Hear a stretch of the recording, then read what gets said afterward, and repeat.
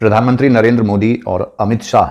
चाहते हैं कि भारतीय जनता पार्टी का जो इमेज बन गया है कि ये अगड़ी जातियों की पार्टी है, उन्होंने ठान लिया है कि वो इस मिथ को तोड़ के रहेंगे। वैसे ऐसा है नहीं, लेकिन चूंकि एक धारणा आम लोगों के बीच में बनती जा रही है कि Bharatiya Janata party forward cast के लीडर्स और लोगों को ज्यादा तरजीह देती है, इसीलिए अब नरेंद्र मोदी और अमित शाह ने यह ठान लिया है कि वो भारतीय जनता पार्टी के इस इमेज को बदल के रहेंगे। और इसी रणनीति के तहत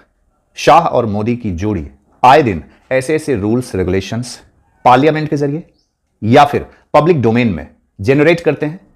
ऐसे ऐसे प्रस्ताव पारित करने की कोशिश करते हैं जिससे आम जनमानस को यह मैसेज जाए कि भारतीय जनता पार्टी अगड़ों की हितैषी नहीं बल्कि उनकी दुश्मन है। इसमें कोई दो राय नहीं है कि राजनीति करना है तो फूट डालो और शासन करो वाली नीति तो अपनानी ही पड़ेगी। अमित शाह और मोदी भी इसी रास्ते चल रहे हैं। पहले हिंदू मुस्लिम वाला ट्रिक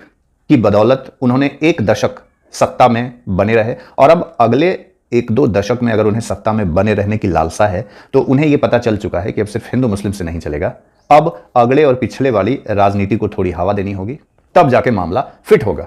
यही कारण है कि आए दिन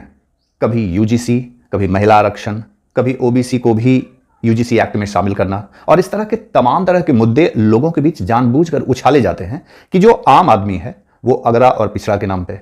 हिंदू और मुस्लिम के नाम पे लड़ता रहे, मरता रहे और उनके अंदर यह सेंटिमेंट क्रिएट हो कि बीजेपी पिछड़ों की पार्टी है। जैसे आए दिन प्रधानमंत्री नरेंद्र मोदी 15 साल मुख्यमंत्री और 10-15 साल अब होने वाला होगा प्रधानमंत्री रहने के बाद भी अगर वो खुले मन से ये कहते हैं कि मैं तो पिछड़ा हूं, तो इस समस्या का कोई समाधान नहीं है। दरअसल वो उन लोगों को मैसेज देना चाहते हैं जो उनके मास वोटर हैं और वो चाहते हैं कि वो मास वोटर उनके साथ इंटैक्ट रहे, इसलिए वो उन्हें मैसेज दे रहे हैं कि मैं तो आपकी तरह हूं, मैं तो उन लोगों के साथ नहीं खड़ा हूं। अब उन्हें पता है कि अगड़ों के वोट की वजह से वो सत्ता में बने नहीं रह सकते, इसलिए अब वो मंडल कमंडल वाली राजनीति के तौर पे ही अपने तरीके से उसी फ्लेवर को पेश कर रहे हैं, लोगों के बीच में प्लांट कर रहे हैं ताकि आम आदमी इसमें उलझ के लड़के रह जाए और ये किसी न किसी तरह से अपनी सत्ता को सिक्योर करके रखे।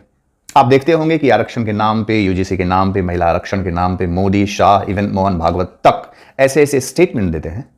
जो आपको नॉर्मली तो डाइजेस्ट बिल्कुल नहीं हो सकता। समानता का अधिकार देने की कभी घोषणा करने वाला भारतीय जनता पार्टी का हर नेता अब मोदी और शाह की डफली पर ही अपना राग सुनाता है और गाता है। आप क्या सोचते हैं इस बारे में? कमेंट करके जरूर बताइएगा। मेरे चैनल पर नए हैं तो सब्सक्राइब करना मत भूलिएगा।